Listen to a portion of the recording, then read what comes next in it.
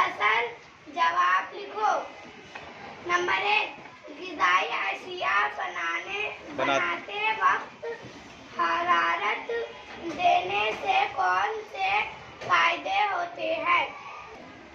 जवाब, ग़िज़ाई अशिया को हरारत देकर बनाने से वो आसानी से हज़म हो जाती है और वो ज़्यादा मज़ेदार हो जाती है। नंबर 2, लकड़ी इस्तेमाल करने से माहौल को क्या नुकसान होता है?